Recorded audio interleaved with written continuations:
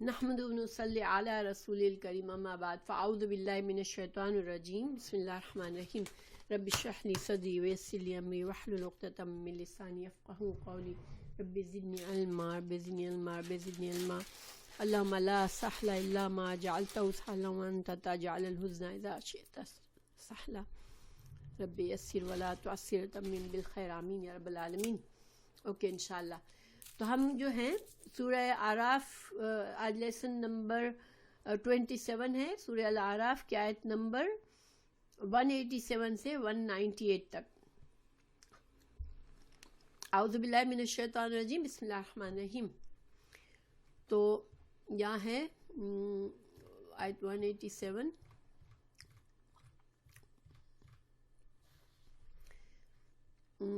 یسألونکا، یسألونکا، سین حمزہ لام، اس کا root word ہے سوال کرنا۔ ہم اردو میں سوال کرنا جو کہتے ہیں یہ اسی روٹ ورڈ سے بنا ہوا ہے، ٹھیک ہے۔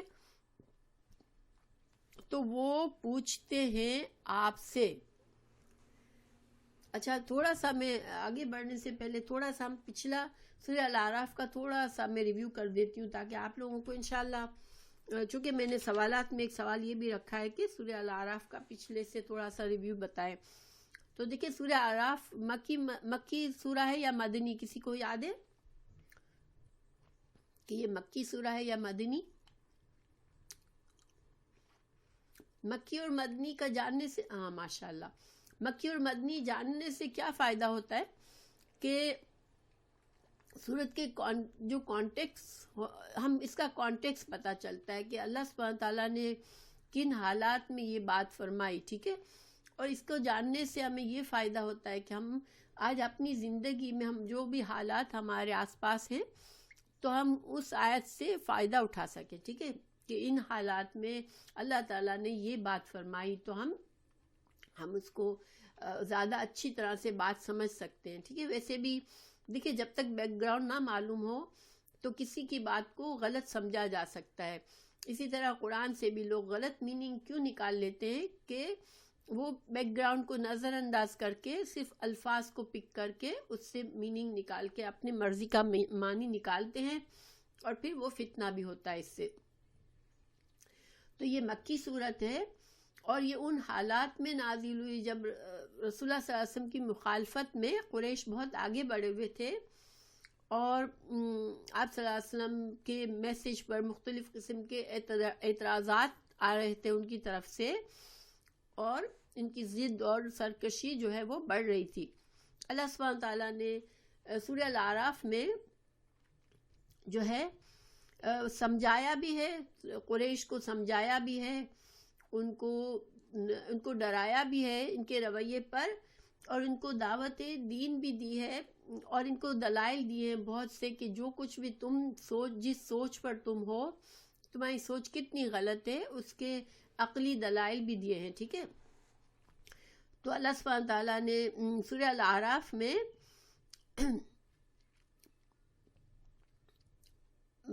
جو ڈرانا ہے وہ کس طرح سے کیا کہ دوسری قوموں کے حالات بتائیں کہ جن کے انبیاء کرام آئے، اور انہوں نے ان کو جھٹلایا اور ضد اور ناد کیا، دشمنی کی انبیاء کرام سے، تو ان کا کیا نقصان ہوا کہ ان کو آخر کار جب حجت تمام ہو گئی تو اللہ تعالیٰ نے ان کو تباہ کر دیا، اور ان قوموں کے حالات بتائے جو کہ جزیرہ عرب میں تھیں، جس کی وجہ سے قریش کو ان کا پتہ تھا، ہسٹری سنی ہوئی تھی ان کی کہ یہ قومیں ہلاک ہوئی ہیں۔ تو اللہ تعالیٰ نے سورہ الاعراف میں ان کو پچھلی قوموں کے حالات سے سخت تنبیہ کی ہے۔ پھر چونکہ قریش اپنے آپ کو دین ابراہیم پر سمجھتے تھے کہ ہم جو ہیں حضرت ابراہیم علیہ السلام کے دین پر ہیں، ہم ان کی اولاد میں سے ہیں، اور وہ خانہ کعبہ کو جانتے تھے کہ وہ اللہ کا گھر ہے، تو اللہ تعالیٰ نے ان کو سورہ الاعراف میں وہ دلائل دے کے سمجھایا کہ حضرت ابراہیم کے دین ایسا نہیں تھا جو تم کہتے ہو کہ تم دین ابراہیمی پر ہو، تو حضرت ابراہیم کا دین ایسا نہیں تھا۔ حضرت ابراہیم کا طریقہ وہ طریقہ تھا جو یہ نبی صلی اللہ علیہ وسلم تم کو سکھا رہے ہیں، جس کی دعوت دے رہے ہیں، یہ اصل میں تھا حضرت ابراہیم کا دین۔ پھر اللہ سبحانہ تعالیٰ نے ان کو احساس دلایا کہ یہ اللہ نے تم پر احسان فرمایا ہے کہ رسول اللہ صلی اللہ علیہ وسلم کو تم میں سے اٹھایا ہے، عرب میں سے اٹھایا ہے، اور تاکہ تمہارے لیے آسانی ہو اس عربی زبان کے قرآن کو سن کر، اور تم اس میسیج کو اچھی طرح پہچان لو. پھر تم رسول اللہ صلی اللہ علیہ وسلم کی ہستی کو جانتے ہو کہ وہ ایک صادق اور امین انسان ہے، تو تم کو تو تمہاری آسانی کے لیے اللہ نے یہ احسان فرمایا کہ تمہارے اندر سے ایک رسول اٹھایا. اور کسی بھی قوم کے اندر رسول آنا، اللہ کے رسول کا آنا ایک نعمت ہوتی ہے، کیونکہ رسولوں کی برکتیں ہوتی ہے. رسول صلی اللہ علیہ وسلم رسولوں کی ساتھ دینے والے بہت بڑے بڑے بلند درجات پر پہنچ جاتے ہیں. تو اگر قریش آپ صلی اللہ علیہ وسلم کا ساتھ دیتے تو وہ بہت بلند درجات پا لیتے. پھر اللہ تعالیٰ نے ان کو یہ بھی فرمایا کہ تم صرف ایک تمہاری ضد ہے جس کی وجہ سے، تمہارے تکبر کی وجہ سے تم جو ہو وہ جمے ہوئے ہو اپنے غلط طریقے پر. اور اگر تم اس ضد اور ہٹ درمی کا رویہ نہیں چھوڑو گے تو تمہارا حال بھی قوم نوح کی طرح، یا قوم ہود کی طرح، قوم سمود کی طرح، قوم لوط یا قوم صالح کی طرح ہوگا. یا پھر اللہ سبحانہ تعالیٰ نے فرعون کا بھی ذکر فرمایا اس میں، اور فرعون کے غرق ہونے کا بھی بتایا، اور بنی اسرائیل کا بھی بتایا کہ اللہ سبحانہ تعالیٰ کی طرف سے جو انبیاء کرام آتے ہیں تو پھر ان قوموں نے کس طرح سے کیا اور کس طرح سے وہ اللہ کی ناراضگی کمائی اور عذاب کے مستحق ہوئے. اور تم لوگ بھی اگر اسی طرح کرتے رہو گے تو تم بھی تباہ ہو جاؤ گے. پھر ان سب نے اپنے رسولوں کی، یہ جو قومیں تھی ان کے حالات بتائے کہ انہوں نے اپنے رسولوں کی نشانیاں دیکھی، معجزات دیکھیں، دلائل دیکھیں، اور پھر اس سمجھنے کے بعد تکبر اور ضد کی وجہ سے جھٹلا دیا، اور اللہ سبحانہ تعالیٰ نے ان کو تباہ کر دیا. پھر اللہ سبحانہ تعالیٰ نے یہ دلائل دیے کہ اللہ تعالیٰ نے یہ کائنات کا خالق ہے اللہ، اور اللہ تعالیٰ نے کائنات کو بنانے کے بعد غافل نہیں ہو گیا ہے، بے تعلق نہیں ہو گیا ہے. اللہ سبحانہ تعالیٰ اپنے عرش پر بیٹھ کے اس اپنی کائنات کا سارا کام چلا رہے ہیں، اس کے معاملات کو دیکھ رہے ہیں. اللہ سبحانہ تعالیٰ نے انبیاء کرام کو بھیجنے کا مقصد بھی یہی تھا کہ لوگوں کو ہدایت دے. پھر آیت 179 میں اللہ تعالیٰ نے فرمایا کہ ہم نے جنوں اور انسانوں میں سے بہتوں کو دوزخ کے لیے پیدا کیا. یہ ایک ڈراوا تھا کہ اللہ سبحانہ تعالیٰ نے چونکہ اختیار دیا ہے انسانوں کو اور جنوں کو کہ وہ چاہے تو ہدایت کو قبول کرے چاہے تو نہ کرے، لیکن جو نہیں کریں گے پھر وہ دوزخ میں جائیں گے. اور بہت سے لوگوں کے بارے میں اللہ تعالیٰ نے بتا دیا کہ وہ دوزخ میں جائیں گے کیونکہ وہ کسی بھی حالت میں ماننے کو تیار نہیں ہے. اور یہ وہ لوگ ہیں جو اللہ کی دی ہوئی نعمتوں سے فائدہ نہیں اٹھاتے. اللہ نے آنکھیں دی ہیں ہمیں تو وہ حق کو دیکھنے کے لیے دی ہیں. اللہ نے ہمیں کان دیے ہیں تو حق کو سننے کے لیے دیے ہیں.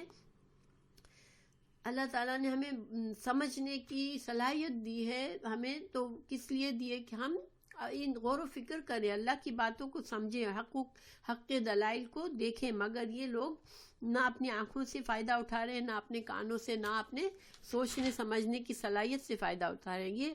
پھر اگر انسان جب اس طرح سے ہو جاتا ہے تو وہ جانور سے بھی بدتر ہو جاتا ہے، کیونکہ جانوروں کو اللہ تعالیٰ نے ہدایت پر چلنے نہ چلنے کا اختیار نہیں دیا، مگر جانوروں کو اللہ تعالیٰ نے جو کچھ بھی ان کی ضرورت کے مطابق سکھایا وہ جانور اپنے اپنے کام پہ لگے ہوئے ہیں، وہ اپنے طریقے سے جو ان کو کرنے کا ہے وہ کر رہے ہیں. مگر یہ انسان جس کو اللہ نے اتنا سپیریئر بنایا، اتنی زبردست اس کو سمجھ دی، اس کو لکھنے پڑھنے علم حاصل کرنے کی صلاحیت دی، اس کو بولنے کی، اپنے آپ کو ایکسپریس کرنے کی صلاحیت دی، اور تو یہ انسان اگر ان کو صرف دنیا کے فائدوں کے لیے استعمال کرتا ہے اور اپنی آخرت کو نہیں سمجھتا تو پھر وہ انسان جانور سے بھی بدتر ہے. کیونکہ جانور کو تو اللہ نے یہ صلاحیت ہی نہیں دی تھی، مگر انسان نے اپنی صلاحیت کو ضائع کر دیا. پھر اللہ سبحانہ تعالیٰ نے ان بٹوین ایمان والوں کو تسلی دی کہ اللہ کے پیارے پیارے نام ہیں، خوبصورت نام ہیں، اور ہر نام اللہ کا جو ہے وہ اللہ کے ایٹریبیوٹس، اللہ کی صفات کو ظاہر کرتا ہے، تو تم ان صفات کو سمجھو اور اللہ سبحانہ تعالیٰ کو ان ناموں سے بلاؤ، پکارو. تو یہ ایمان والوں کے لیے ایک تسلی کا باعث تھا کہ اللہ تعالیٰ کے صفات کو انسان جب سمجھتا ہے تو اس کو اللہ کی معرفت ہوتی ہے، اور اللہ تعالیٰ سے معرفت کے ساتھ وہ دعائیں بھی مانگتا ہے کہ اے غفور، تو بخشنے والا ہے، تو مجھے بخش دے.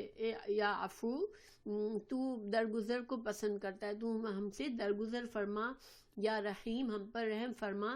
تو یہ جب ہم اللہ تعالیٰ کی صفات کو سمجھتے ہیں تو ہمارے لیے ایکسٹرا فائدہ ہوتا ہے کہ ہم اللہ کی صفات کو سمجھ کر اس لحاظ سے ہم اللہ سے مانگتے ہیں اپنے لیے. پھر اللہ تعالیٰ نے تنقید فرمائی کہ اس نبی صلی اللہ علیہ وسلم کو تو تم بہت اچھی طرح جانتے ہو، ان کے اس اسوا حسنہ اور ان کے خوبصورت اخلاق اور ان کے صادق اور امین شخصیت سے تم واقف ہو، پھر تم اسے مجنون کہتے ہو، پھر تم ان پر مجنون ہونے کا الزام کیسے لگا سکتے ہو؟ اللہ نے تو ان کو بشیر اور نذیر بنا کر بھیجا ہے، اور تم ان کا مذاق اڑاتے ہو، اور تم اس کے صرف اپنے تمسخر کر کے تم ان کی شخصیت کو نیچا کرنا چاہتے ہو. تو اللہ رسول اللہ صلی اللہ علیہ وسلم جب ان کو قیامت کے بارے میں بتاتے تھے تو یہ پوچھتے تھے کہ اچھا تو یہ قیامت کب آئے گی، یعنی پھر جب دوبارہ اٹھنے کا ہے تو یہ ہنستے تھے کہ لو مٹی بننے کے بعد ہم دوبارہ اٹھ جائیں گے. تو اب آج کی آیت کا ان پر تنقید ہے کہ وہ قیامت کے بارے میں ایک مذاق بنا کے رکھا تھا انہوں نے، اور آپ صلی اللہ علیہ وسلم سے پوچھتے تھے کہ اچھا تو پھر جس قیامت سے تم ہمیں ڈراتے ہو وہ کب نازل ہوگی. تو اب ہم آگے کی آج کی لیسن پہ چلتے ہیں انشاءاللہ. یہاں تک تھوڑا سا خلاصہ تھا سورہ الاعراف کا. یسألونک، وہ پوچھتے ہیں. یہ کتنے الفاظ لگ رہے ہیں آپ کو؟ یسألونک، وہ پوچھتے ہیں آپ سے. یسألونا جو ہے وہ ایک لفظ ہے، یعنی جمع ہے. یسألونا، وہ پوچھتے ہیں کا آپ سے، دو الفاظ ہیں، ٹھیک ہے. ہاں وہ کو اگر کاؤنٹ کرے تو تین ہے، لیکن تین جنہوں نے کہا وہ اس لحاظ سے صحیح ہے کہ وہ پوچھتے ہیں آپ سے، تو تین ہو گئے، ٹھیک ہے. دو ضمیریں ہیں اور ایک فعل ہے، ٹھیک ہے ماشاءاللہ. ان بارے میں. ساعت کیا ہے؟ ساعت کا لفظ ہم اردو میں بھی استعمال کرتے ہیں، ایک گھڑی کو کہتے ہیں، ایک لمحہ، ایک وقت کا بہت چھوٹا سا حصہ. تو قیامت کو ساعت کیوں کہا گیا؟ کہ قیامت جب واقع ہوگی تو اچانک سے ایک لمحہ ہوگا جس میں ساری دنیا تباہ ہو جائے گی، تو اس وجہ سے اس کا ایک نام ساعت ہے. کہ وہ قیامت کے بارے میں پوچھتے ہیں ایانا، کب ہے، مرساہا. مرسا کہتے ہیں جیسے جہاں کشتی چل رہی ہوتی ہے اور کہیں جا کے رک جاتی ہے، اس کو کشتی کا ٹھہرنے کی جگہ کہتے ہیں مرساہا. تو یہ ایک طرح سے تمسخر کا انداز تھا کہ یہ جو آپ نے جو ایک جیسے نعوذ باللہ کہ آپ نے یہ جو ایک سلسلہ چلا کے رکھا ہے، قیامت آئے گی، جیسے کوئی کشتی چل رہی ہے آپ کی، تو یہ کشتی اب کہاں رکے گی، قیامت کب آئے گی. یہ ایک مزاحیہ انداز تھا ان کا. تو آپ اللہ سبحانہ تعالیٰ نے فرمایا قل، کہہ دیجئے یا رسول اللہ، انما، بے شک. انما جب آتا ہے تو آپ لوگوں کو پتا ہے کہ کیا مطلب ہوتا ہے. انا اور انما میں کیا، انا کا بھی ترجمہ بے شک کرتے، انما کا بھی بے شک، مگر انما میں کیا ہوتا ہے، کسی کو یاد ہے کہ انما جب ہوتا ہے تو کیا مطلب ہوتا ہے؟ ایک حصر پیدا ہو جاتا ہے، یعنی کوئی اور بات نہیں ہے، یہی بات ہے، یعنی تاکید آ جاتی ہے کہ بے شک کوئی اور بات ہے ہی نہیں، یہی بات ہے. یعنی کہ اصل بات یہ ہے علمہا کتنے الفاظ ہیں؟ نالج خبر ہا اس کا ہا جو ہے وہ مذکر ہے یا مؤنث ہے؟ علمہا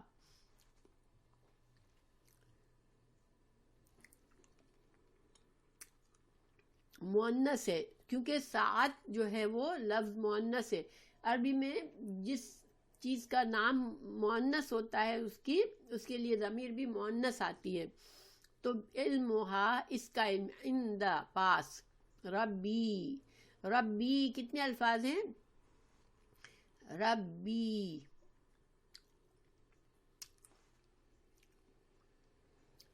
دو ہے ماشاءاللہ، رب اور یا متکلم، میرے رب کے پاس ہے. بے شک اس کا علم تو صرف اور صرف انما کی وجہ سے ہم یہ سمجھ سکتے ہیں کہ صرف اللہ ہی کے پاس ہے، کسی اور کے پاس نہیں ہے. لا نہیں، یجلیہا تو تجلی ہم اردو میں بولتے ہیں، یہ اسی سے، ٹھیک ہے، جیم لام واو اس کا روٹ ورڈ ہے، یہ اسی سے بنا ہوا ہے. تجلی کیا ہوتی ہے؟ کسی چیز کا اظہار ہونا. تو یجلیہا اس کو ظاہر کرے گا، لیوقتہا لیے وقت ہاں اس کے، یعنی کہ قیامت کو اس کے وقت پر ظاہر کرے گا. اللہ مگر ہوا وہ، یعنی صرف اللہ ہی قیامت کو اس کا جو وقت اللہ نے مقرر کیا ہے اس پر قیامت کو ظاہر کرے گا، کسی اور کو نہیں معلوم. پھر لیکن وہ وقت کیسا ہوگا؟ ثقلت، ثقیل ہم اردو میں بولتے ہیں. ثقیل کا مطلب کیا ہوتا ہے؟ کسی کو پتہ ہے؟ بہت بھاری، ہیوی چیز. تو ثقلت بہت بھاری ہوگا، فی السماوات آسمانوں میں، والارض اور زمین میں. اور وہ وقت ایسا ہوگا کہ آسمان اور زمین پر بہت بھاری پڑ جائے گا، یعنی کہ آسمان ٹوٹ پھوٹ جائے گا، زمین بکھر جائے گی، یعنی ایک زلزلہ، ہر چیز تتر بتر ہو کے رہ جائے گی، ہر چیز فنا ہونے لگے گی. یہ وقت ایسا ہوگا. لا تأتیکم نہیں، تأتیکم آئے گی تمہارے پاس، الا مگر بغتتن. بغتتن کا مطلب ہوتا ہے بالکل اچانک، بالکل انسان کو ہوش بھی نہیں ہوگا اور اچانک آ جائے گی. حدیث سے ہمیں پتہ چلتا ہے کہ جب قیامت آئے گی تو اس طرح ہوگا کہ ایک انسان نے نوالا اٹھایا ہوا ہوگا اور وہ اس نوالے کو منہ میں نہیں ڈال سکے گا، اور اچانک سے قیامت آ جائے گی. دو لوگ کچھ سودا کر رہے ہوں گے، ان کا سودا بکھر جائے گا. ایک انسان اپنے جانور کو پانی پلانے کے لیے جا رہا ہوگا تو نہیں پلا سکے گا، یعنی کہ اتنا اچانک ہوگا یہ سب کچھ کہ بالکل کسی کو احساس بھی نہیں ہوگا. اور یہ جس طرح زلزلہ آپ نے دیکھا ہوگا کہ زلزلہ بہت اچانک سے آتا ہے، بہت شورٹ ٹائم کے لیے آتا ہے اور کتنی تباہی کر دیتا ہے. تو قیامت اس سے کہیں بڑا زلزلہ ہے، کہیں بہت بڑی تباہی ہے اور اچانک آئے گی. یسألونکا وہ پوچھتے ہیں آپ سے، کأنکا کتنے الفاظ ہیں؟ کأنکا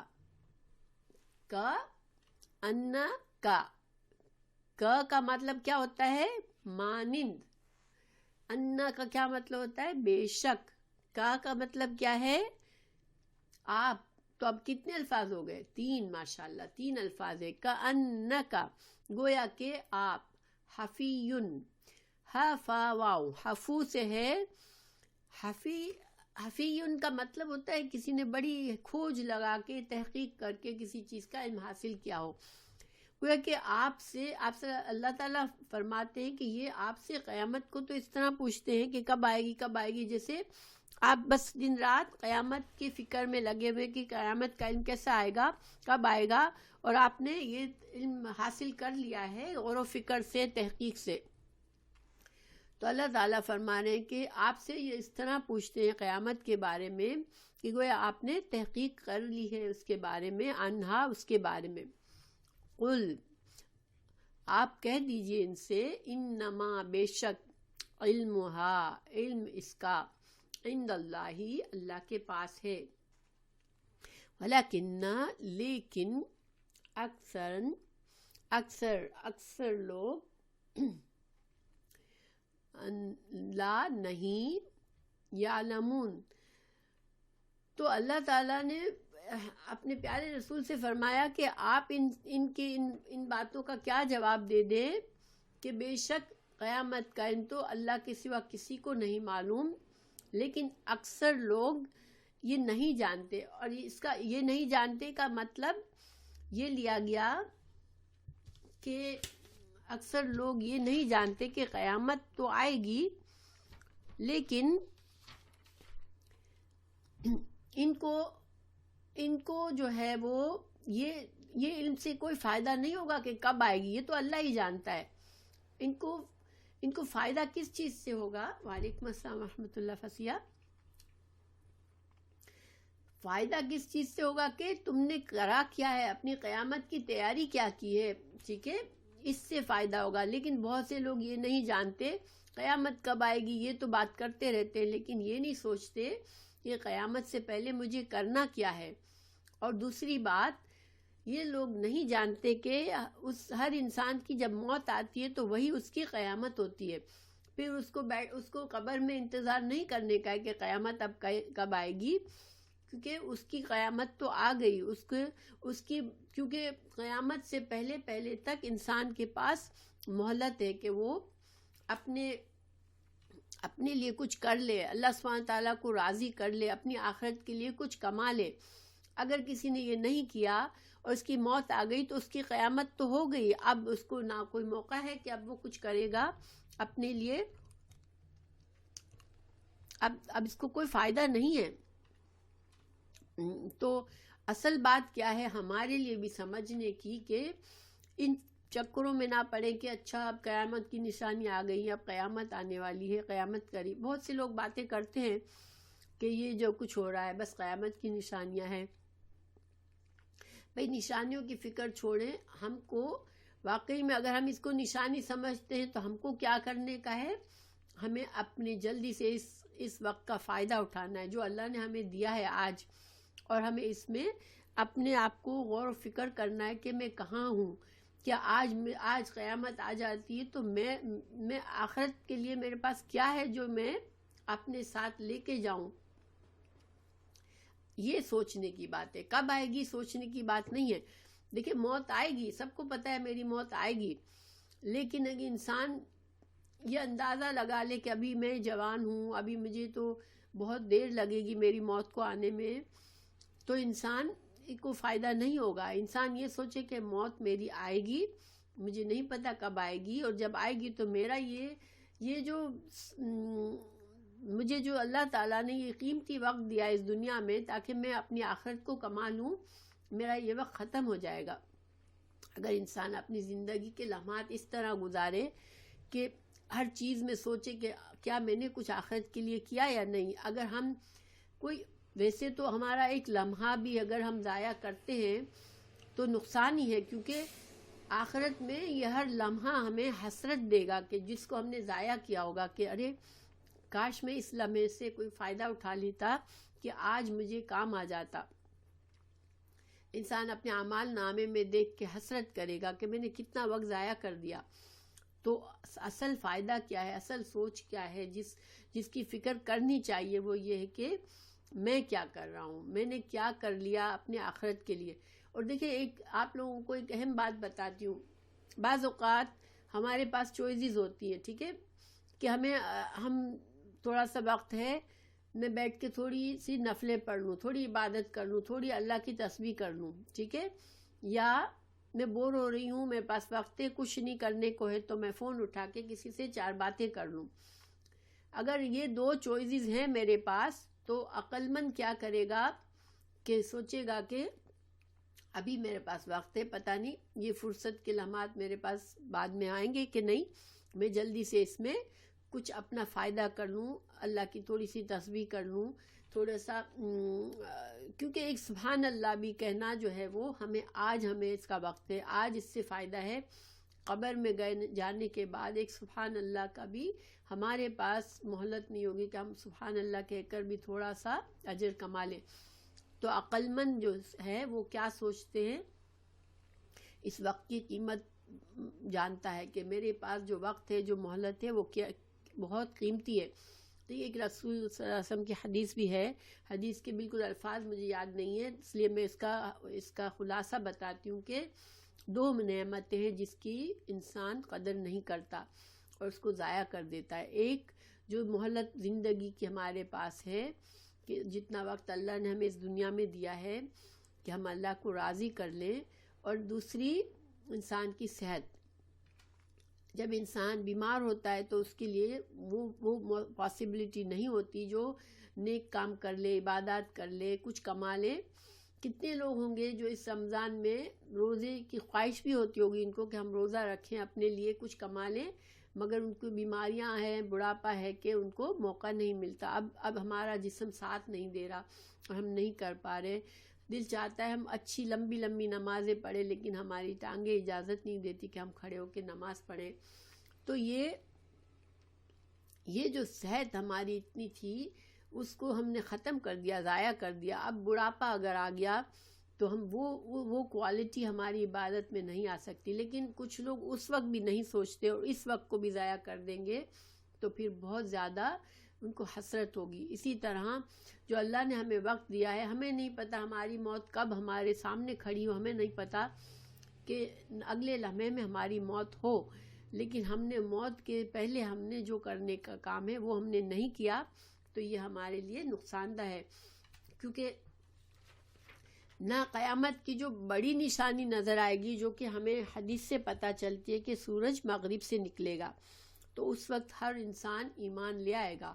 لیکن اس وقت کا ایمان، نشانی آ گئی سامنے، اب کام نہیں آئے گا. اگر پہلے ایمان نہیں تھا تو اب وہ ایمان کام نہیں آئے گا. اسی طرح انسان جب موت کے فرشتے دیکھ لے گا کہ اب میرے سامنے فرشتے کھڑے ہیں، میری روح قبض کرنے والے ہیں، اس وقت وہ جلدی سے کہے میں اللہ کی کوئی تسبیح کر لوں، میں اللہ کو کچھ یاد کر لوں، میں جلدی سے استغفار کر لوں. اس وقت کا استغفار، اس وقت کا ایمان کام نہیں آئے گا. فرعون بھی جب مرنے لگا تو وہ چاہ رہا تھا میں کلمہ پڑھ لوں، لیکن اس کلمہ اسے کہہ دیا گیا کہ تم کو اب یہ ایمان کام نہیں آئے گا. ٹھیک ہے، تو یہ لوگوں کو نہیں پتہ ہے. اور یہ لوگ صرف مشرکین کی بات نہیں ہے، اس سے ہم خود بھی اپنے آپ کو جھنجھوڑ سکتے ہیں کہ کیا واقعی میں میرا ہر لمحہ مجھے قیمتی لگتا ہے کہ میں آخرت اور دنیا کا مقابلہ کرتی ہوں کہ میرا 2 کام میرے پاس ہیں، میں ایک کروں گی تو مجھے کیا فائدہ ہوگا اور میں دوسرا کروں گی تو مجھے کیا فائدہ ہوگا، اور میں اس کو چوز کرتی ہوں جس میں میرا آخرت کا فائدہ ہے. تو مجھے لگتا ہے کہ ہم لوگوں میں یہ بات نہیں ہے. گویا کہ ہمیں جو اس آیت سے، پوری کی آیت سے ہمیں جو فائدہ ہے وہ کیا ہے کہ ہم سوچے کہ قیامت آنی ہے، موت آنی ہے، اور اس سے پہلے مجھے کچھ کرنا ہے. تو انشاءاللہ اللہ سبحانہ وتعالی ہمیں توفیق دے کہ ہم اپنی زندگی کے ہر لمحے کو قیمتی جانیں، اپنی صحت کو قیمتی جانیں، اور جو بھی ہمیں اللہ سبحانہ وتعالی توفیق دے ہم اس سے کچھ نہ کچھ اپنے لیے آخرت کی کمائی کر لیں انشاءاللہ. پھر اگلی یہ ہے آیت، قل کہہ دیجئے، لا نہیں، املکو. اب اللہ تعالیٰ نے رسول اللہ صلی اللہ علیہ وسلم کو وہ دلائل دیے کہ جس کے ذریعے رسول اللہ صلی اللہ علیہ وسلم ثابت کرے کہ تم جو مجھے پوچھتے ہو قیامت، تو وہ تو غیب کا علم ہے اور میرے پاس غیب کا علم نہیں ہے، مجھے اللہ نے غیب کا علم نہیں دیا ہے. قل کہہ دیجئے، لا نہیں، املکو، میں مالک ہوں، لی نفسی. کتنے الفاظ ہیں؟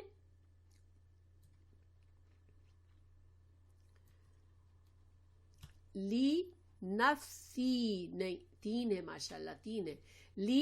لیے، نفس میری جان، یا میرے نفس کے لیے، میں اپنی نفس کے لیے، اپنی جان کے لیے بھی میں اس بات کا مالک، مجھے اختیار نہیں ہے کہ میں اپنے لیے نفعن، کوئی نفع بنا لوں، اپنے لیے کوئی فائدے کی چیز حاصل کر لوں، ولا، اور نہ ضررن، کسی نقصان کا، الا، مگر یہ کہ ماں جو شاء، چاہے، اللہ.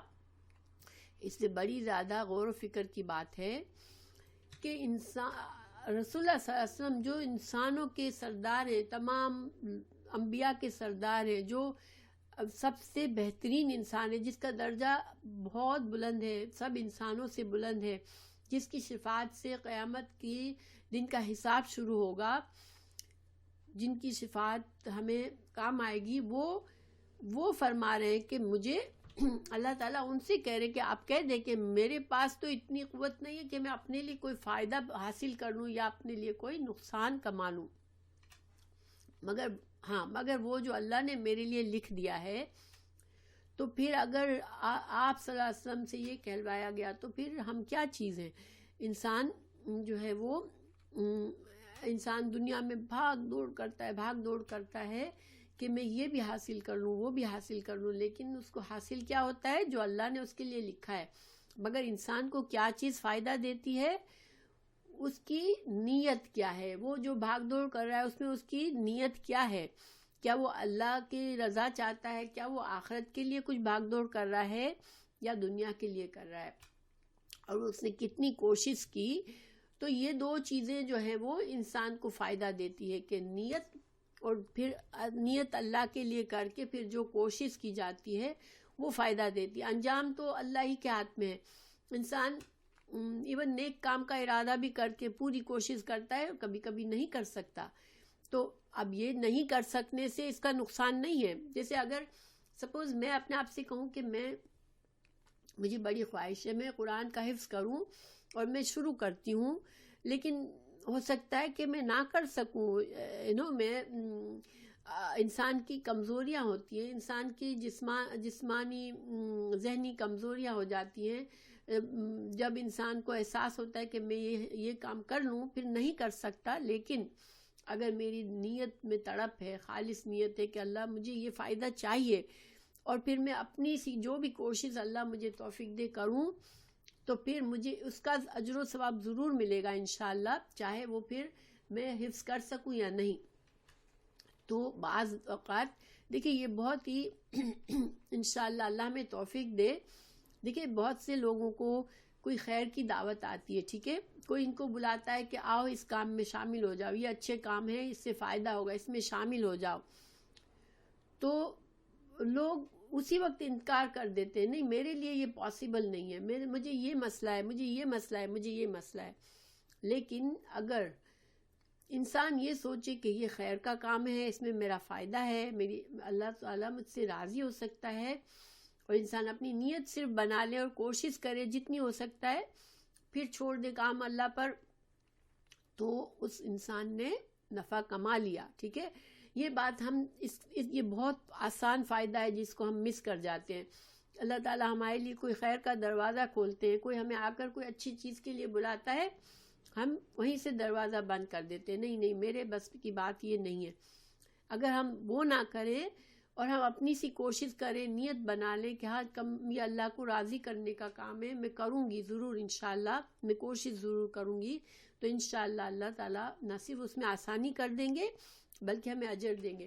جب سورہ توبہ میں اللہ نے بتایا کہ جو لوگ جہاد پر نہیں جا سکے، بیمار تھے یا ان کے پاس اتنی غریبی تھی کہ وہ اپنے لیے سواری کا انتظام نہیں کر سکتے تھے، آپ صلی اللہ علیہ وسلم ان کو سواری نہیں دے سکتے تھے، ان کی آنکھوں میں آنسو آئے ہوئے تھے کہ یہ جہاد پہ جانا اتنا اجر و ثواب کا کام ہے اور ہم اس سے محروم رہ جاتے ہیں، تو اللہ تعالیٰ نے قرآن میں آیت نازل فرما دی کہ جتنا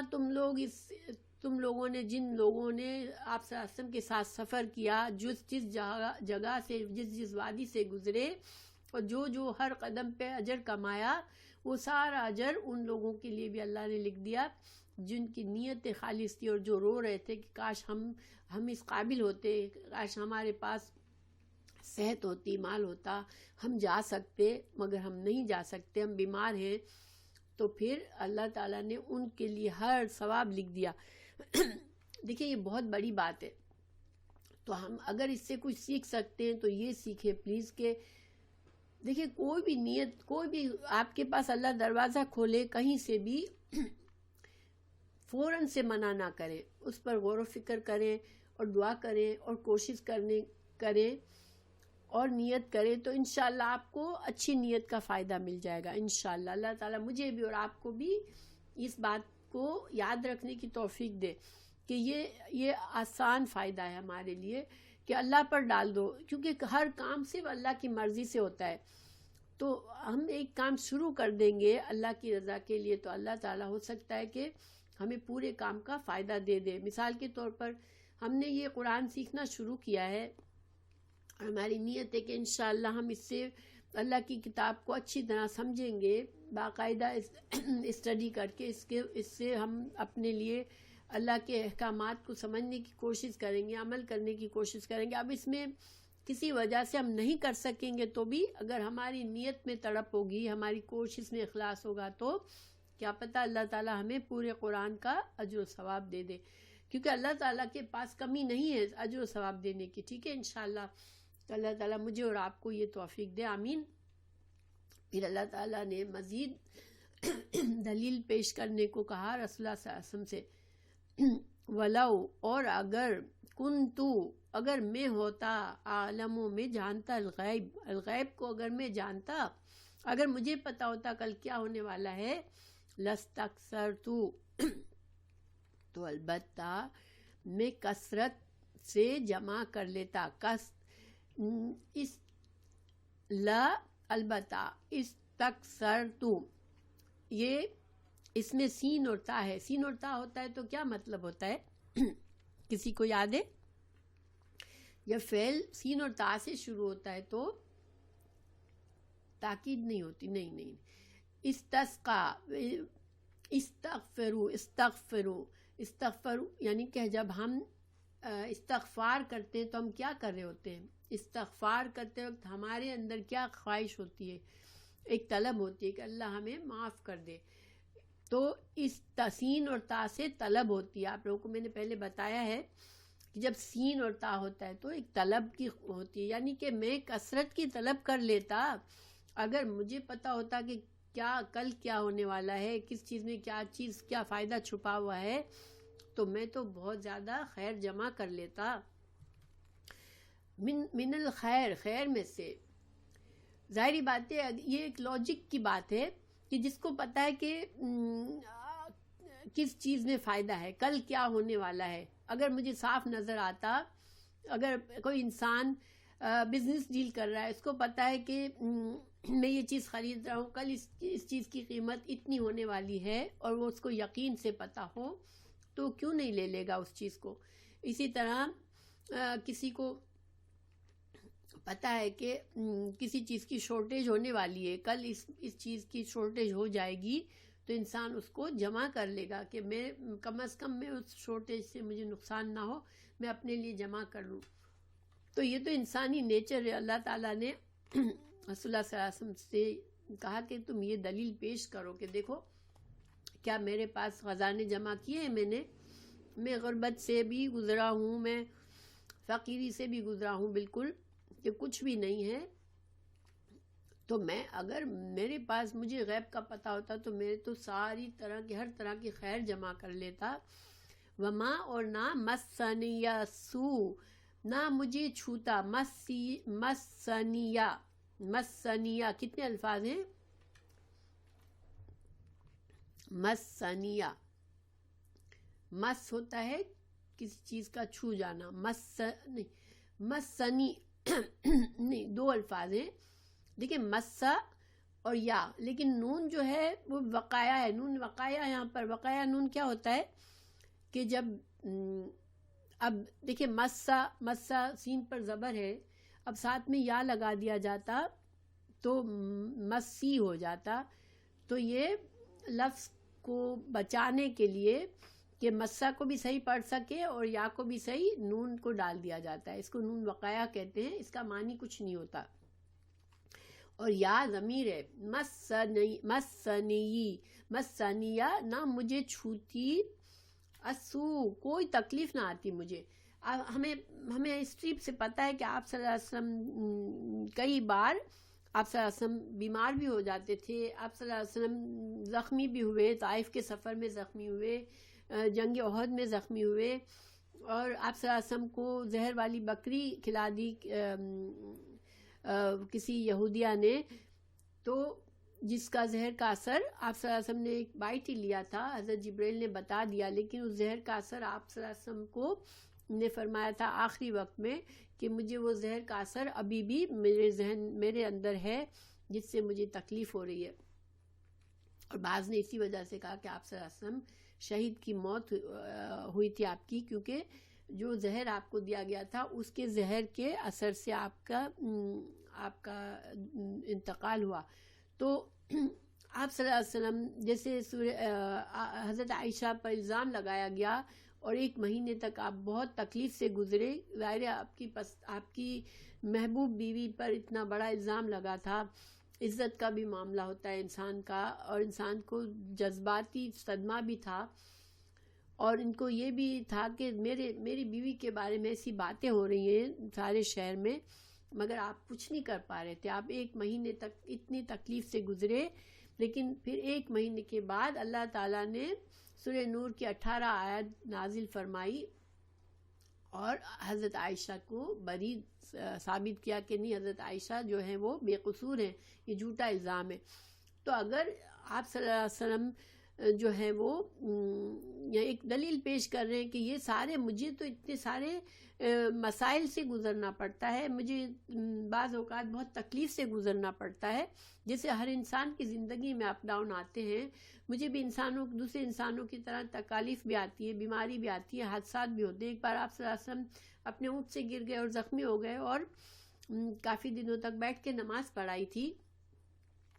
تو یہ ساری چیزیں پھر آپ کے ساتھ کیوں ہوتی؟ اگر آپ کو پتہ ہوتا کہ کل کیا ہونے والا ہے، ابھی کیا ہونے والا ہے، تو یہ اللہ تعالیٰ نے آپ صلی اللہ علیہ وسلم کے بارے میں یہ دلیل قرآن میں ڈال دی کہ آپ صلی اللہ علیہ وسلم عالم الغیب نہیں تھے.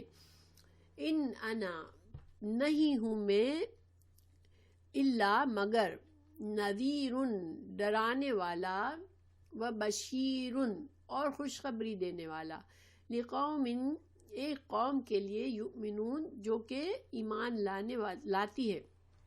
اب دیکھیں یہاں پر تھوڑا سا غور کرنے کی ضرورت ہے کہ آپ صلی اللہ علیہ وسلم جو ہیں کے بارے میں اللہ تعالیٰ نے کلیئر واضح ان کی زبان سے، آپ کی زبان سے ہی بتا دیا کہ میں عالم الغیب نہیں ہوں.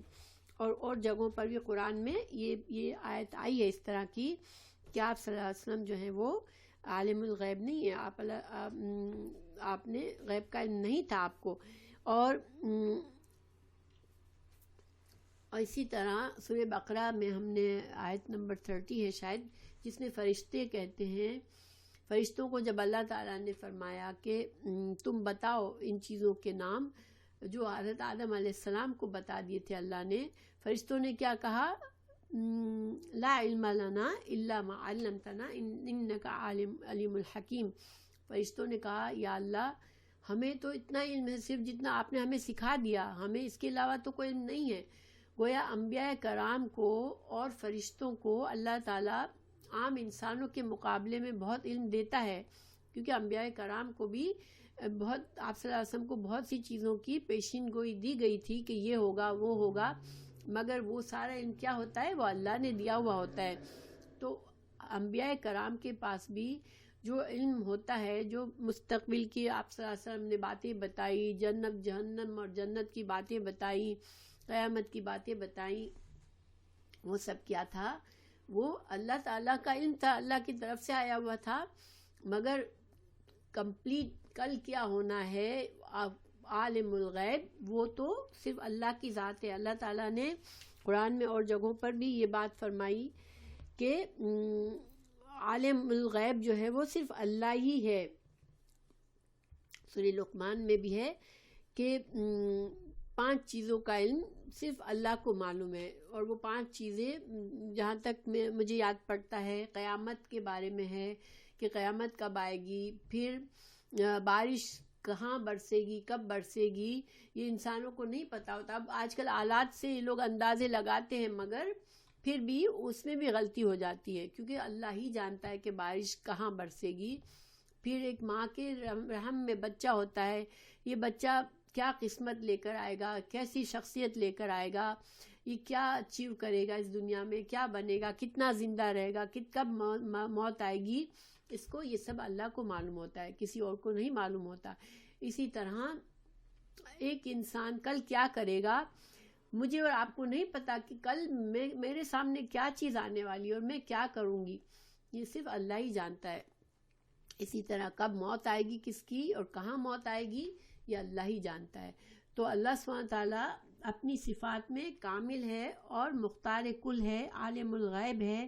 اللہ کے تمام اسماء الحسنہ جو ہے وہ کامل ہیں، اور بندوں کو اللہ تعالیٰ نے کامل صفات نہیں دی ہیں۔ اللہ تعالیٰ نے خود فرمایا لیس کمثلہ شیء، اللہ کے جیسا کوئی بھی نہیں ہے۔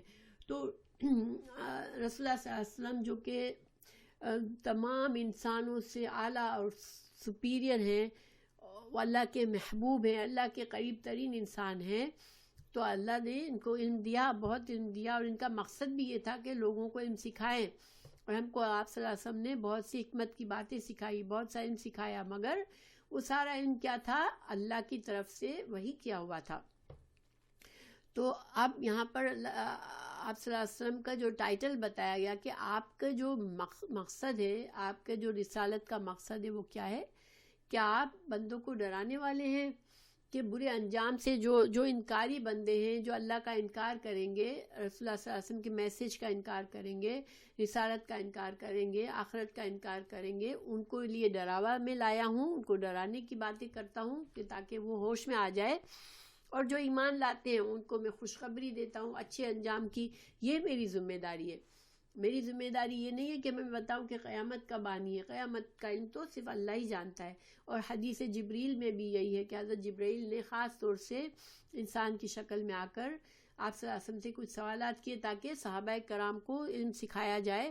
اس میں آپ سے سوال کیا کہ قیامت کب آئے گی، تو رسول اللہ صلی اللہ علیہ وسلم نے فرمایا کہ اس کا علم مجھے نہیں ہے، ہاں میں قیامت کی کچھ نشانیاں بتا سکتا ہوں۔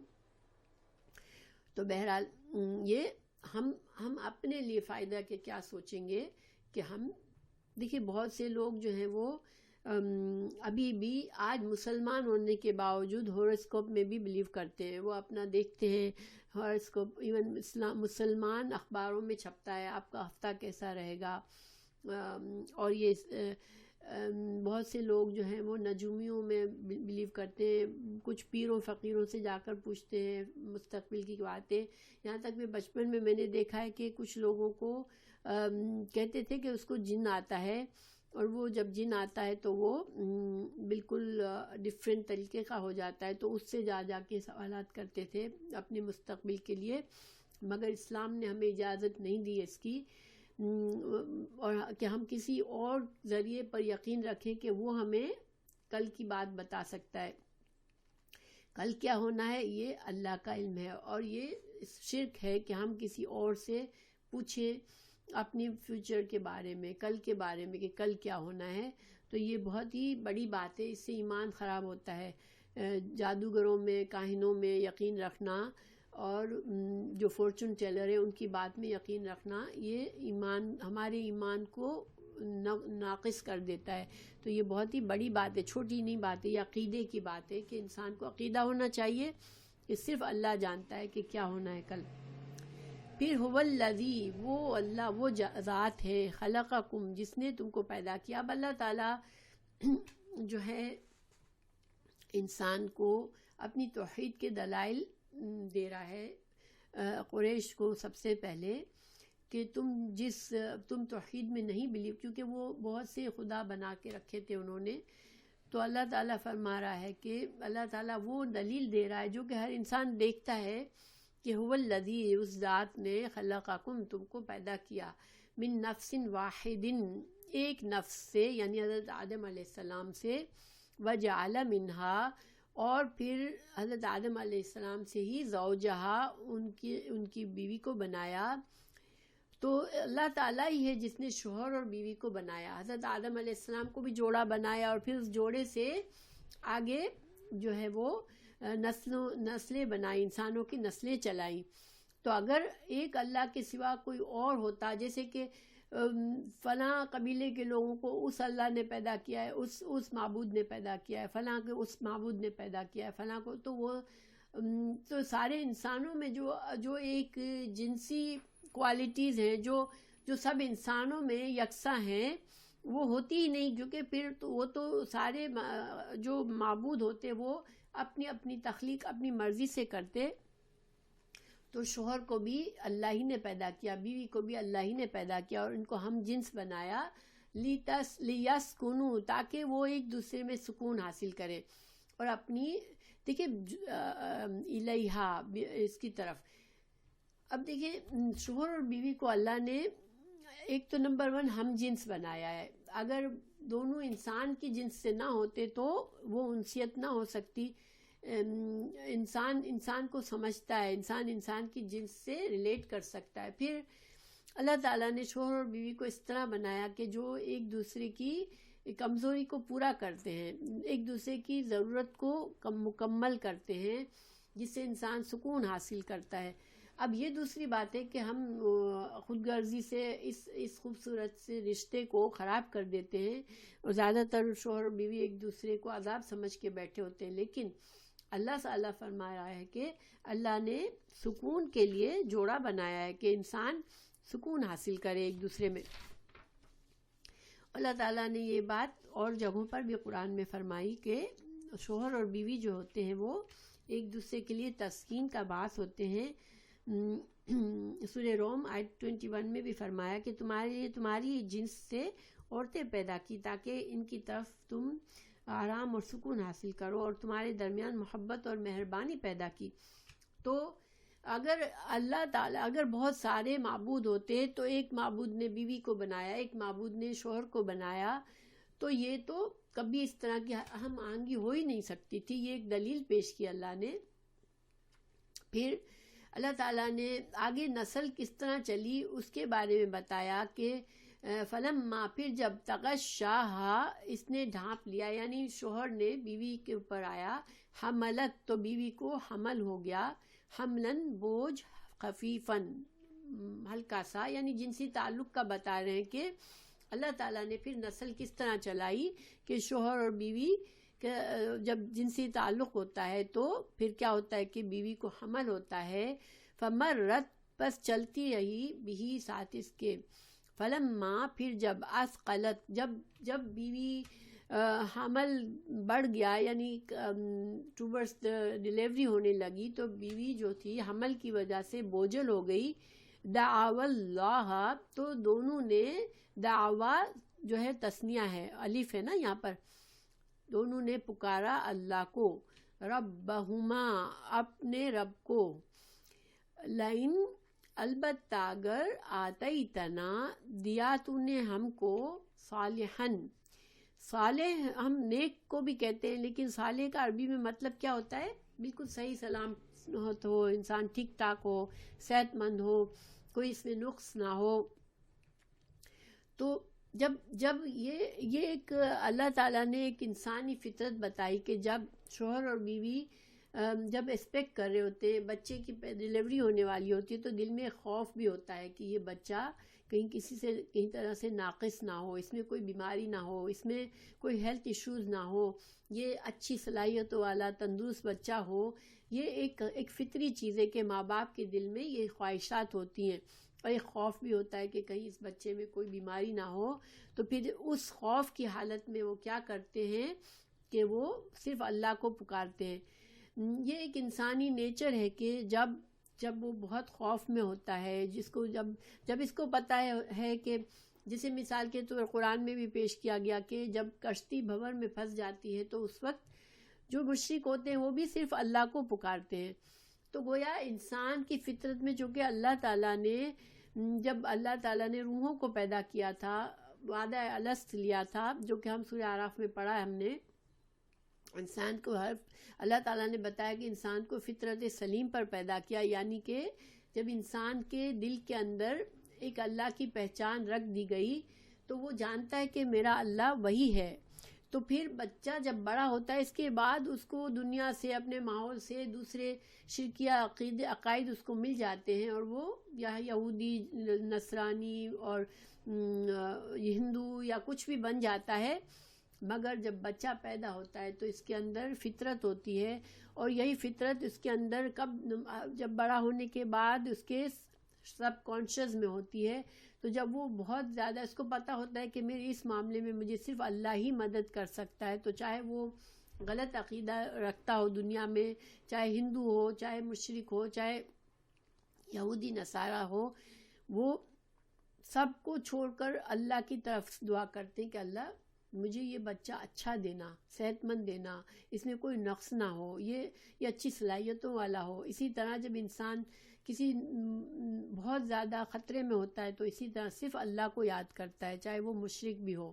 یہ انسان کی ایک فطرت ہے جس کی طرف اللہ نے اشارہ کیا کہ میاں اور بیوی اس وقت جب ان کو ڈر ہوتا ہے کہ ہمارا بچہ کہیں ناقص نہ ہو تو صرف اللہ کو پکارتے ہیں اور کہتے ہیں کہ اللہ اگر تو نے ہمیں تو صحیح سالم اچھا چنگا بھلا بچہ دے گا جس میں کوئی نقص نہیں ہوگا، لَنَكُونَنَّ اس میں کتنے الفاظ ہیں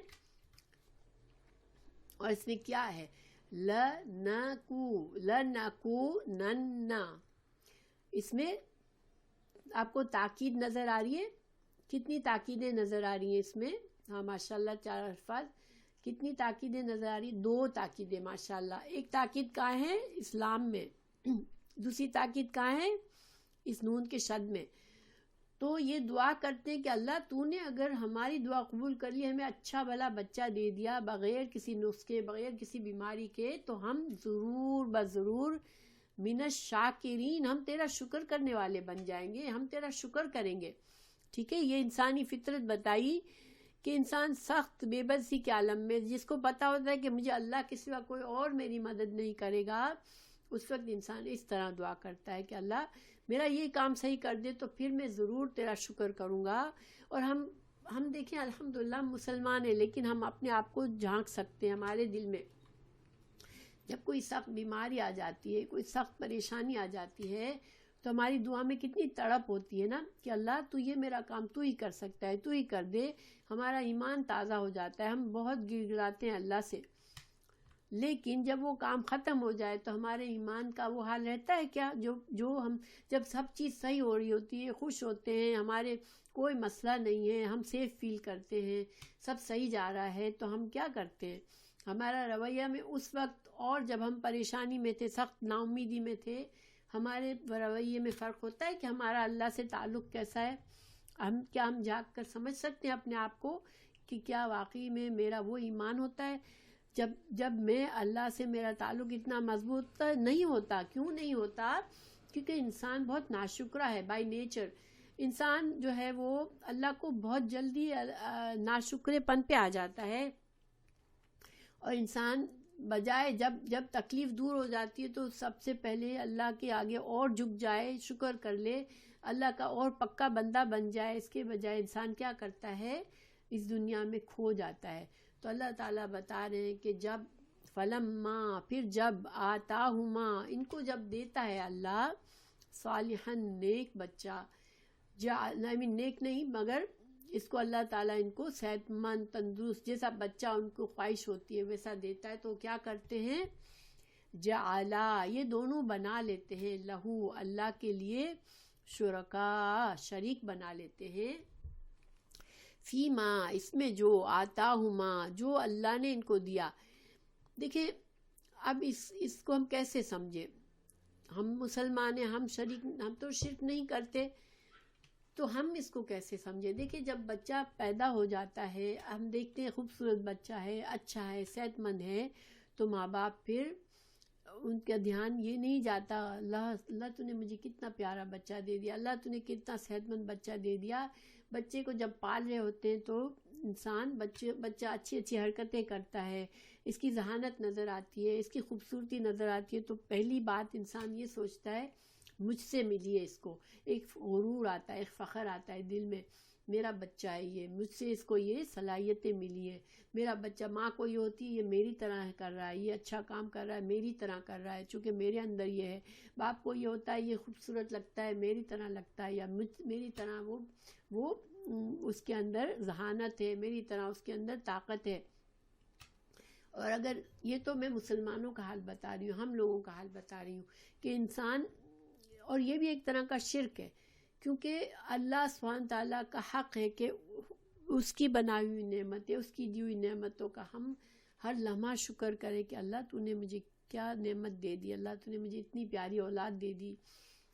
تو اور پھر کیا ہے کہ جب بچے کی تربیت کا وقت آتا ہے تو سب سے پہلے بچے کو اللہ کا فرما بردار بنانے کے بجائے، اللہ کی بات سکھانے کے بجائے انسان اس کے لیے بڑے بڑے پلاننگ کرتا ہے، اس کو فلاں اسکول میں ڈالنا ہے، اس کو فلاں اس کے لیے یہ ہمیں اس کی تربیت کا اس طرح سے انتظام کرنا ہے، یہ کرنا ہے، وہ کرنا ہے. تو بہت سے مسلمان لوگ بھی اپنے بچے کو خاص طور سے آج کل کے ماحول میں یہ سوچ کر بڑا کرتے ہیں کہ ہم اس کو بہت زیادہ ریلیجیس ایسے نہیں بنائیں گے، کیونکہ بہت ریلیجیس لوگوں کے لیے نقصان ہوتا ہے اس دنیا میں. تو اس کو دنیا کے لیے تو بھاگ دوڑ کرتے ہیں، دنیا کی نعمت، دنیا کی چیزیں سکھانے میں، دنیا کا علم سکھانے میں، دنیا کا فائدہ سکھانے میں، مگر اللہ سے قربت کے لیے بہت کم لوگ جد و جہد کرتے ہیں اپنے بچے کی تربیت میں. تو یہ بھی ایک طرح سے اللہ کی ناشکری ہے. لیکن جو لوگ جا کے سمجھتے کہ فلاں بزرگ سے میں نے کہا تھا، فلاں درگاہ پر میں گیا تھا، فلاں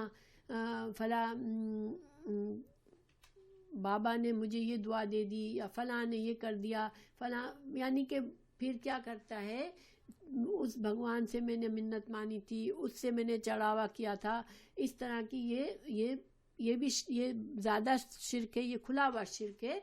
مگر چھپا شرک کیا ہوتا ہے کہ انسان اپنے نفس کو آگے کرتا ہے، اپنے نفس کو کریڈٹ دیتا ہے.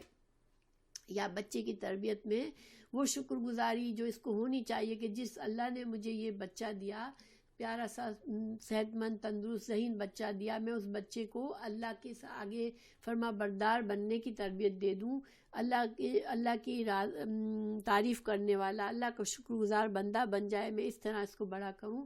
انسان یہ سب چیزیں بھول جاتا ہے. یہ سب کچھ کیا ہے؟ ناشکری ہے.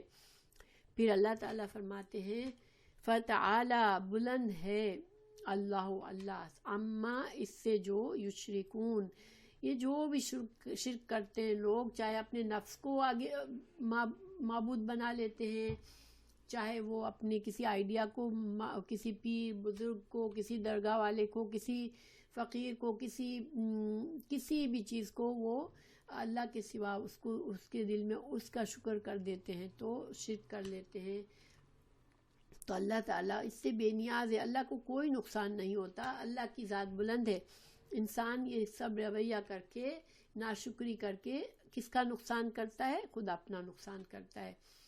تو اللہ تعالیٰ ایک طرح سے سمجھا رہے ہیں ان مشرکین کو کہ تم نے جو معبود بنا رکھے ہیں، جب تم کو خالص جب تم کو ڈر ہوتا ہے کسی بات کا تو تم مجھ سے مانگتے ہو، اور پھر یہ تم اپنے معبودوں کے پاس چلے جاتے ہو، اس کے چڑھاوے کرتے ہو، اس کے جا کے ورشپ کرتے ہو. تو اللہ تعالیٰ کو کوئی فرق نہیں پڑتا، اللہ تعالیٰ ان سب چیزوں سے بہت بلند ہے. ایشرکونا، پھر اللہ تعالیٰ ان کو غور و فکر کی دعوت دے رہے ہیں کہ یہ جو تم شریک ٹھہراتے ہو اللہ کے، ماں جو لا نہیں یخلقو، جنہوں نے کچھ بھی نہیں پیدا کیا، شیئن وہم، اور وہ خود بھی یخلقون، وہ پیدا کیے گئے ہیں. تو اللہ تعالیٰ ان کو جھنجھوڑ رہا ہے کہ تم کو عقل نہیں ہے کہ تم نے یہ جو بت بنا کے رکھے ہیں، ان بتوں کو کس نے بنایا ہے؟ انسانی ہاتھوں سے تم نے ان کو بنا لیا، یا تم نے اگر فرشتوں کو معبود بنا لیا، یا تم نے کسی ولی اللہ کو معبود بنا لیا، کسی پیر کو بنا لیا، تو یہ تو خود مخلوق ہیں. تم کو یہ سمجھ نہیں آتی کہ معبود کون ہوتا ہے؟ جو تخلیق کرتا ہے، جس کے اندر تخلیق کی صلاحیت ہوتی ہے، اس سے مانگا جاتا ہے، وہ معبود ہوتا ہے. پھر ولا یستطیعون، یہ تمہارے معبود تو استطاعت نہیں رکھتے، لہم، ان کے لیے، نصرن، کسی مدد کی، ولا، اور نہ، انفسہم، نہ وہ اپنے نفسوں پر، ینصرون، اپنے لیے فائدہ کچھ مدد کرتے ہیں. تو اللہ تعالیٰ عقلوں کو جھنجھوڑ رہا ہے ان کی کہ تم جن سے مانگتے ہو، جا کے جن کی تم ورشپ کرتے ہو، عبادت کرتے ہو، تو وہ تو تمہارا کچھ بھی فائدہ نہیں کرتے. تم جن سے کچھ بھی مدد مانگو تمہیں کوئی مدد نہیں دیں گے، بلکہ وہ تو اتنے کمزور ہے کہ خود ان کو جا کے کوئی توڑ دے، یا ان کے ان کے لیے کچھ کوئی نقصان کر دے تو وہ تو اپنے آپ کے بھی دفاع نہیں کر سکتے. تم ایسے لوگوں کو معبود بناتے ہو, ایسی ہستیوں کو معبود سمجھتے ہو. تو اس کے لیے دلائل ہیں. حضرت ابراہیم علیہ السلام نے بتوں کو توڑا اور کہا کہ یہ جو ہے یہ بڑے بت نے ان کو توڑا ہے. تو قوم نے کہا لو تم بڑا بت کیسے توڑ سکتا ہے, یعنی کہ وہ جانتے تھے کہ بت تو کچھ بھی نہیں کر سکتے, تو تم جو اپنا دفاع بھی جو نہیں کر سکتے, جو اتنے کمزور ہیں, تم ان کو معبود بناتے ہو, تم ان سے دعائیں مانگتے ہو. اور یہی حال ہم لوگوں کا ہے. دیکھیں ہم میں سے بہت سے لوگ اپنے نفس کو معبود بناتے ہیں. ہم نہیں سمجھتے مگر جو میرا دل چاہے گا وہ میں کروں گی. یہ کیا ہے؟ نفس کی عبادت ہے.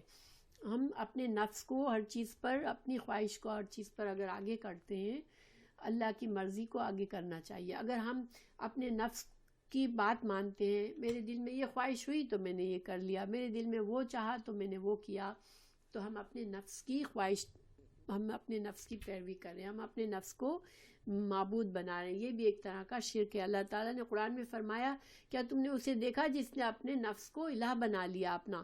یعنی انسان اپنی خواہش نفس کو کے پیچھے پیچھے چلتا ہے, تو یہ کیا ہے؟ یہ بھی شرک ہے, کیونکہ اللہ نے فرمایا کہ اپنے نفس کو الہ بنا لیا اس نے. ایک مومن اللہ کی مرضی کو اپنے نفس پر ترجیح دیتا ہے کہ میرے اللہ نے مجھے کہاں تک کیا لمٹ رکھی ہے میرے لیے, میرے نفس کے لیے کیا حدود ہیں, میں ان حدود کی پابندی کروں, اور کن چیز سے اللہ راضی ہوگا اس چیز کے لیے میں اپنے نفس کو تیار کروں. حضرت عمر فاروق جو تھے وہ مطلب اپنے آپ پر بہت سختی کرتے تھے. جب قحط آیا تو ان کے پیٹ سے, جیسے بھوکا وہ خود بھی نہیں کھاتے تھے, تو پیٹ سے آواز جو ہوتی ہے نا, خالی پیٹ کی ایک آواز ہوتی ہے, تو اس آواز سے آواز محسوس ہوئی, تو وہ اس سے کہتے ہیں اپنے پیٹ سے کہ تو کرے یا نہ کرے, تجھے کچھ نہیں ملے گا. یعنی کہ حالانکہ حضرت عمر فاروق تو خلیفہ تھے, لیکن انسان کو اپنے نفس کا انچارج ہونا چاہیے. ہم اپنے نفس کے بندے بن جاتے ہیں. ہمیں اپنے نفس کو اپنے اللہ کے تابع رکھنا چاہیے. اپنے نفس پر ہمیں کنٹرول ہونا چاہیے کہ کہاں تک ہمیں اپنے نفس کی بات ماننی ہے. دیکھیں رمضان کیا ہے, ہمیں اللہ تعالیٰ ہمیں حلال چیزوں سے کیوں روکتا ہے؟ کہ ہم اپنے نفس پر حاوی ہو جائیں, تاکہ ہماری پریکٹس ہو جائے اپنے نفس کو اللہ کے تابع کرنے کی. لیکن جو ہی رمضان ختم ہوتا ہے, ہمارا نفس پھر سے زور مارتا ہے, پھر سے وہ ہم پر کنٹرول کرتا ہے. لیکن ایک مومن کو پتہ ہونا چاہیے کہ جو میرا نفس ہے وہ مجھے میری ہلاکت تک لے جائے گا. سورہ یوسف میں کہ نفس تو انسان کو ہمیشہ برائی کی طرف اکساتا ہے. تو ہمیں ایک مومن کو, ایک قرآن کے طالب علم کو پتہ ہونا چاہیے کہ میرے نفس کی آواز ابھی یہ ہے, اس کی خواہش یہ ہے, تو وہ فوراً سے سوچے کہ کیا یہ اللہ کی رضا کے خلاف تو کوئی بات کے لیے مجھے نہیں اکسا رہا. تو ہمیں اپنا کنٹرول ہونا چاہیے. ایک مومن کو اپنے نفس پر کنٹرول کی پریکٹس ہونی چاہیے. پھر اللہ تعالیٰ فرما رہے ہیں وَإِن تَدْعُوا, اگر تم بلاؤ ان کو, ہم اِلیٰ طرف ہدا, ہدایت کے لیے, لا يَتَّبِعُوكُمْ, تو یہ تمہاری پیروی نہیں کریں گے. یعنی کہ اگر تم ان معبودوں سے کوئی رہنمائی چاہو گے, کہ جیسے بعض اوقات ہم اللہ سے کہتے ہیں اللہ مجھے تو بتا میں کیا کروں, تو انسان جس کو معبود سمجھتا ہے اس سے وہ اپنا مشورہ کرتا ہے, اپنی مشکل وقت میں پوچھتا ہے کہ اللہ میں کیا کروں. تو تم اگر اللہ تعالیٰ فرما رہے ہیں, ان کو سوچنے کا موقع دے رہے ہیں کہ اگر تم اپنے ان معبودوں سے جا کر کہو کہ ہماری رہنمائی کرو, اب ہم کیا کریں اس مشکل وقت میں, تو وہ تو تمہاری رہنمائی نہیں کرنے کے قابل. تو اسی طرح ہم اپنے دل سے پوچھیں گے اگر ہر بات میں, کہ اپنی خواہش سے پوچھیں گے کہ کیا ہے تیری مرضی, بتا تیری مرضی کیا ہے, بتا تیری رضا کیا ہے, تو وہ ہمیں کوئی رہنمائی نہیں کر سکے گا, ہمیں کوئی ہدایت نہیں دے سکے گا. اس لیے ہمیں اللہ کی طرف پلٹنا ہے. سواء, برابر ہے, علیکم, تم پر, ادعوتموہم, اگر خواہ تم پکارو ان کو, انتم, یا تم صامتون, یا چپ رہو. یعنی ان معبودوں کے پاس تم جا کے اپنی انرجی ضائع کرتے ہو، ان سے ان کے پاس کچھ مانگتے ہو، تو تم مانگو یا چپ رہو، تو ان کے لیے تو تم کو ان سے تو بس کچھ بھی فرق نہیں پڑے گا، تم کو ان سے کچھ حاصل نہیں ہوگا. ان الذین، بے شک وہ لوگ، تدعونا جو پکارتے ہیں، من دون اللہ، اللہ کے سوا، عباد، بندے ہیں، امثالکم، وہ تمہاری طرح اللہ کے بندے ہیں، فدعوہم، پس پکارو ان کو، فلیستجیبوا، تو چاہیے کہ اگر وہ سچے معبود ہیں تو وہ تمہاری جواب دیں گے. تم ان سے دعا کرو اور دیکھو کہ کیا وہ تمہاری دعا پوری کرتے ہیں، تمہاری بات کا جواب دیتے ہیں. تم ان سے آواز لگاؤ ان کو تو کیا وہ تم کو وہ جواب دیتے ہیں. ان کنتم، اگر ہو تم سچے، اگر تم سچے ہو تو بتاؤ کیا تمہارے معبود تمہاری کوئی کام کر دیتے ہیں. الہم، کیا ان کے لیے، ارجلن، پاؤں ہیں، یمشونا، جس سے وہ چلتے ہیں، بہا، اس سے، ام لہم ایدن، کیا ان کے ہاتھ ہیں، یبطشونا، جس سے وہ پکڑتے ہیں، بہا، ساتھ اس کے،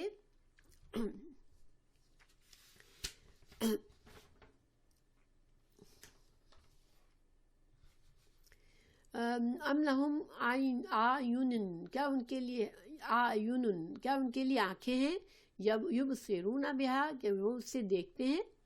ام لہم، کیا ان کے لیے، آذان، ان کے کان ہیں، یسمعون، وہ سنتے ہیں، بہا، اس سے. قل، آپ کہہ دیجئے یا رسول اللہ، ادعو، پکارو، شرکاکم، تم اپنے ان شریکوں کو پکارو جن کو تم نے اللہ کے سوا معبود بنایا ہے. ثم، پھر، کئی دونی، پھر میرے خلاف کوئی چال چلو، مجھے نقصان پہنچانے کی کوشش کرو. فلا، تو نہ، تنظرون، تم مجھے مہلت بھی نہ دو، یعنی تم مجھ پر بری سے بری چال چل لو، تم اپنے معبودوں کو بلا لو اور تم مجھے موقع بھی نہ دو. تو اگر کیا تم ایسا کر سکتے ہو، کیا تم اپنے سارے معبودوں کو بلا کے تم مجھے کوئی نقصان دے سکتے ہو. انا، بے شک، ولی، یا کیدونی کا مطلب ہوتا ہے قید کا مطلب ہوتا ہے چال. نی جو ہے یہ یہاں پر یا تھا، ٹھیک ہے، یا تھا، کیدونی، یا تھا یہاں پر، یا متکلم، میرے خلاف چال چلو. لیکن یہاں پر بعض اوقات قرآن میں یا متکلم کو نکال کے صرف کسرہ ڈال دیا جاتا ہے، ٹھیک ہے. تو کسرہ ڈالنے سے کیا ہوتا ہے کہ یہ یا کا مطلب دیتا ہے کہ میرے خلاف. یہ میرے کا معنی یہاں کسرہ سے ہمیں پتہ چلتا ہے کہ یہاں پر یا تھا، کیونکہ کیدون ہے اصل میں، کیدون، تم چال چلو. لیکن کیدونی، یہ یا ہٹا کر نون پر کسرہ ڈال دیا ہے، ٹھیک ہے.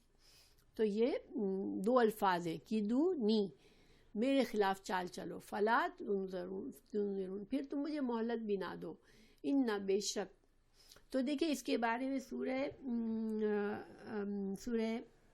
اللہ تعالیٰ نے حج آیت نمبر 73-74 میں فرمایا کہ اللہ تعالیٰ ایک مثال بیان کی جاتی ہے، لہٰذا تم اسے غور سے سنو. اللہ تعالیٰ نے فرمایا ایک مثال بیان کی جاتی ہے، تم غور سے سنو.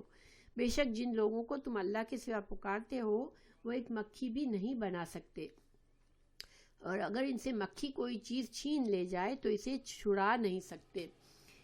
طالب اور مطلوب دونوں ہی کمزور ہیں. تو اللہ تعالیٰ فرمانے کہ تمہارے معبود تو اس قابل بھی نہیں کہ اپنے اوپر سے ایک مکھی کو اڑا سکے، اور مکھی اگر ان کے سامنے جو تھال میں تم نے کھانا رکھ دیا ہے اس میں سے کچھ کھانا لے کر چلی جائے تو یہ معبود اس سے کھانا بھی نہیں اپنا لے سکتے واپس. تو تم کیسے کمزور معبودوں کے سامنے اپنے آپ کو جھکاتے ہو. دوسری جگہ اللہ تعالیٰ نے سورہ صافات میں فرمایا اور سورہ انبیاء میں کہ حضرت ابراہیم علیہ السلام نے بھی بتوں کو توڑا اور بت کچھ بھی نہیں کر سکے، اور مشرکین اس کا جواب نہیں دے سکے کہ یہ بت جو ہے وہ کیوں بتوں نے اپنی حفاظت نہیں کی. ایک واقعہ ہے، مدینہ میں ایک شخص تھا، آپ صلی اللہ علیہ وسلم نے جب ہجرت فرمائی تو اس کا بیٹا مسلمان ہو گیا تھا، لیکن وہ آدمی نہیں ہوا تھا. اور وہ اپنے ایک بت کو بڑا سجا کر اس پر خوشبو لگا کر اپنے اس پہ رکھتا تھا، ایک اچھی جگہ پہ رکھتا تھا اپنے گھر میں، اس کی عبادت کرتا تھا. تو اس کا بیٹا اور حضرت معاذ بن جبل دونوں ینگ تھے، دوست تھے، دونوں مسلمان ہو گئے تھے. انہوں نے روز رات کو وہ اس معبود کو اٹھا کر کیچڑ میں ڈال دیتے، جا کے گھر کے باہر جو نالا چل رہا تھا اس میں ڈال دیتے تھے. اور یہ صبح اٹھتا، پھر اس کو اٹھاتا، پھر اس کو دھوتا کرتا صاف، پھر رکھ دیتا.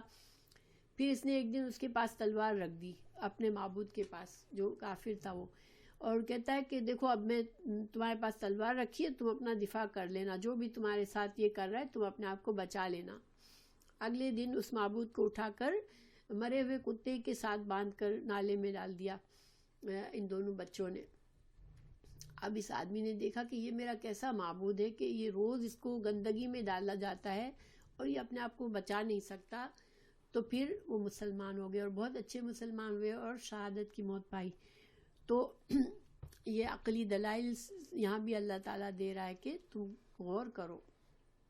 پھر اللہ تعالیٰ نے بتایا کہ بے شک ولی، یہاں بھی ولی یا متکلم ہے، دو الفاظ ہیں، میرا مددگار، یا اللہ ولی یا میرا مددگار، الذی وہ ذات ہے، نزلہ جس نے نازل فرمائی، اوکے نصرت انشاءاللہ، جس نے نازل فرمائی الکتاب، کتاب کو، وَهُوَ يَتَوَلَّى اور وہ مددگار ہے، دوست رکھتا ہے، صالحین نیک لوگوں کو. یعنی اللہ تعالیٰ نیک لوگوں کا ولی ہوتا ہے اور میری بھی مدد اللہ ہی کرے گا، مگر تمہارے معبود اس قابل نہیں کہ تمہاری مدد کرے. وَالَّذِينَ تَدْعُونَ وہ لوگ جن کو تم پکارتے ہو، من دونہ اللہ کے سوا، لا یستطیعون نہیں استطاعت رکھتے، نصرکم تمہاری مدد کرنے کی، ولا اور نہ، انفسہم نہ وہ اپنی نفسوں کی، ینصرون وہ اپنی مدد کر سکتے ہیں. وَإِن تَدْعُونَ اور نہیں تم پکارتے ہو، إِلَى الْهُدَى وَإِن اگر تدعوہم اگر تم پکارو ان کو، إِلَى الْهُدَى ہدایت کی طرف، لا يسمعون وہ نہیں سنتے. وَتَرَاهُمْ اور تم ان کو دیکھتے ہو، يَنظُرُونَ وہ تم کو دیکھتے ہیں، إِلَيْكَ تمہاری طرف، وَهُمْ لَا يُبْصِرُونَ اور تم کو مگر وہ تم کو حقیقت میں نہیں دیکھتے. یہاں پر ہم معبودوں کی بات بھی سمجھ سکتے ہیں کہ یہ معبود جو ہے وہ اس سے تم کوئی رہنمائی مانگو تو وہ نہیں دیتے، اور تم کو لگتا ہے کہ وہ تمہاری طرف دیکھ رہے ہیں بت، لیکن تم کو وہ دیکھ نہیں رہے ہوتے. اور اس کو ہم اس طرح بھی لکھ سکتے ہیں کہ یہ جو مشرکین ہیں، جو حق کے انکاری ہیں، وہ تمہاری ہدایت کی طرف نہیں سنتے اور انہوں نے اپنے کان بند کیے ہوئے ہیں، اور تم ان کو سمجھتے ہو تمہاری طرف وہ آنکھوں سے دیکھ رہے ہیں، مگر وہ اپنی آنکھوں کے فائدہ نہیں اٹھاتے، وہ حق کو نہیں دیکھتے. تو انشاءاللہ آج کا لیسن پورا ہو گیا. اللہ تعالیٰ ہمیں سوچنے سمجھنے کی اور عمل کرنے کی توفیق دے، اور اللہ تعالیٰ ہمیں ہر طرح کے شرک سے محفوظ رکھے. شرک خفی بھی ہے، ہوتا ہے جس کا مسلمان